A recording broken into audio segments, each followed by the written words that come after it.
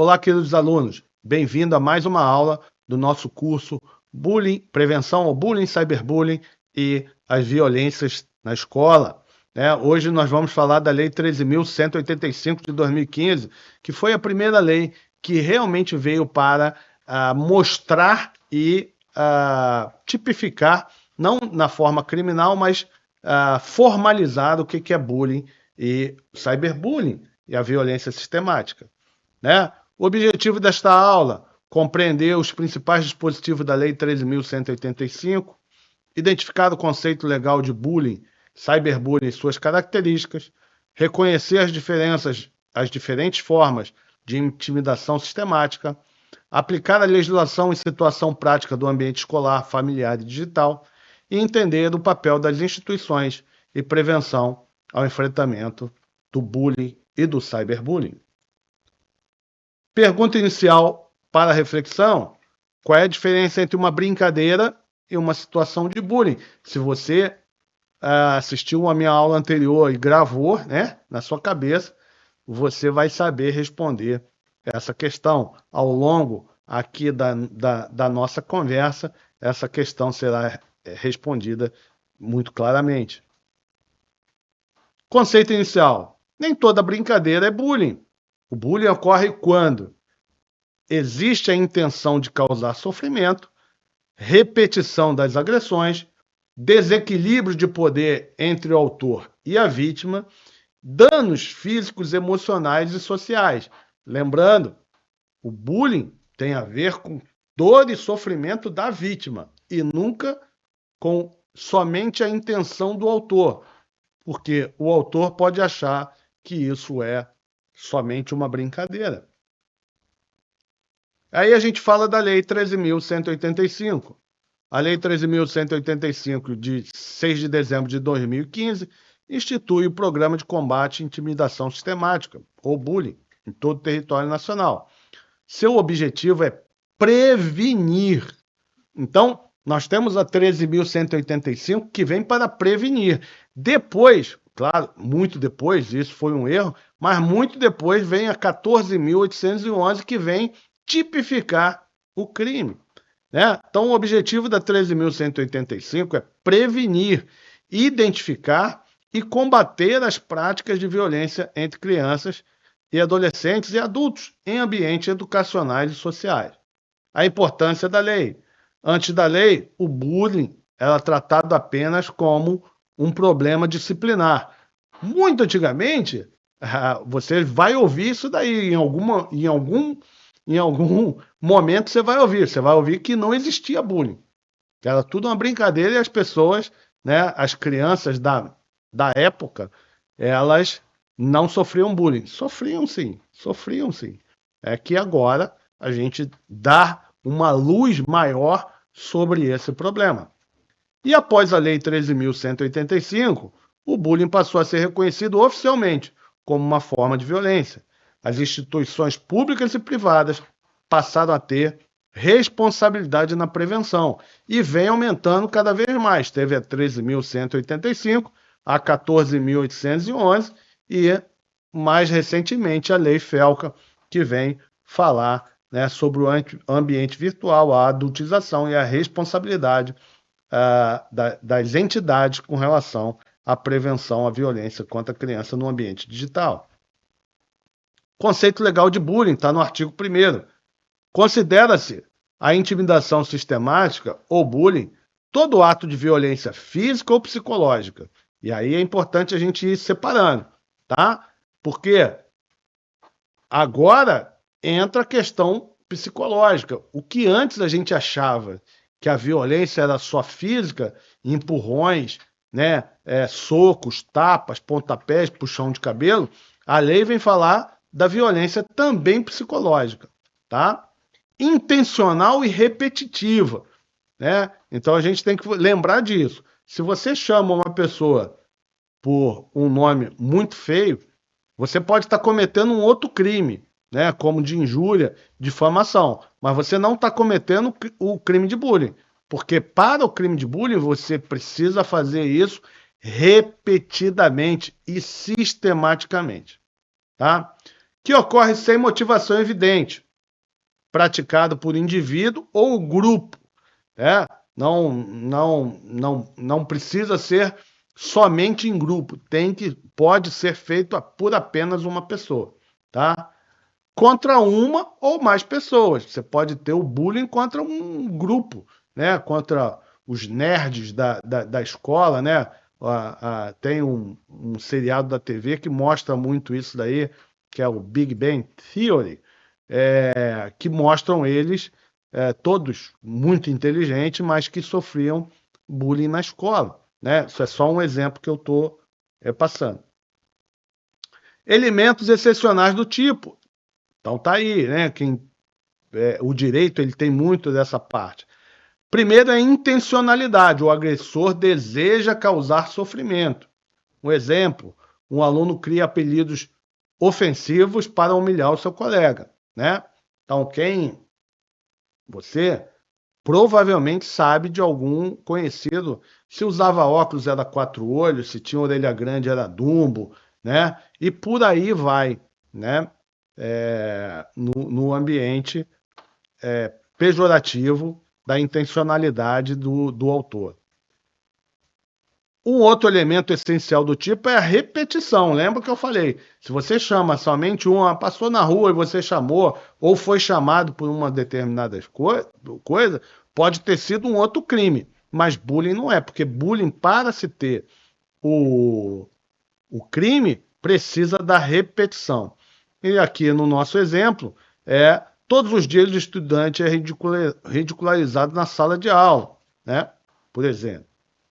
E uma outra elemento do tipo é o desequilíbrio de poder. A vítima possui dificuldade para se defender, né? O grupo de alunos mais velhos intimida uma criança menor, que é o que geralmente acontece, né? O desequilíbrio de poder.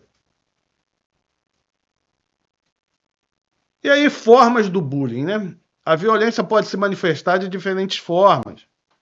Conheço os tipos de bullying. Então, tem o bullying físico, que é aquele mais característico que todo mundo identifica, que é os empurrões, o cara todo dia te empurra, todo dia puxa o teu cabelo, todo dia bota o pé na frente para você cair, né? Tem o cyberbullying, né? Que são os ataques pela internet, pelas redes sociais, aplicativos de mensagem. Então, as mesmas ofensas que são feitas pela ao vivo, vamos dizer assim, né, também são feitas pela rede social, com um agravante, né, porque quando você faz ao vivo, né, no ambiente real, o ambiente ele é limitado. No cyberbullying, não. Você alcança um número inimaginável de pessoas que muitas vezes nem estudam na mesma escola que você. Temos o bullying psicológico, né, que são as humilhações, as intimidações, as ameaças, né, a baixa autoestima, etc. Tem o bullying verbal, que é o xingamento, os apelidos. Tem o bullying moral, né, criar calúnias, difamações, boatos. Calúnia é quando você atribui algum tipo de crime, né? Fulano é usuário de drogas, né? Fulano vende droga, fulano rouba as pessoas, etc, né? Isso daí é a calúnia, né? Bullying material é o roubo, é o furto, é todo dia você... Nos filmes americanos a gente vê muito retratado isso, né? O roubo do lanche, né? O roubo do dinheiro do lanche, o roubo do lanche da criança, né? O bullying sexual, que são comentários constrangedores, insinuações, e aí quando a gente está no meio do adolescente, isso fica mais aflorado por causa de toda a idade, da puberdade ali, dos hormônios, etc, né? E o bullying social, a exclusão dos grupos, o isolamento proposital de determinadas pessoas. Esses são só alguns exemplos que são previstos na Lei 13.185. E o objetivo da Lei 13.185, de 2015, não é apenas punir, mas é a prevenção. Porque é muito melhor quando você não deixa acontecer. E para isso você precisa ter todo um programa voltado. Primeiro você precisa entender e aceitar que existe o bullying, né, na nossa vida, que a sua escola, que a sua igreja não está imune a isso, né, que isso pode acontecer dentro da tua instituição e você precisa treinar toda a sua equipe, desde o porteiro até o diretor, para que isso daí não ocorra. Por que é importante treinar toda a equipe? Muito se fala na capacitação dos professores. Desculpa. Mas muitas vezes o aluno sofre bullying na hora da saída, lá na porta do colégio. Quem vai ver isso é o porteiro. Às vezes ele sofre bullying no recreio. Quem vai ver isso vai ser o coordenador de pátio. Então é preciso você ter todo esse mecanismo e um fluxo para que esse profissional, ao ver uns casos de bullying ou prever que vai acontecerá o bullying, que ele possa agir. Objetivos, né?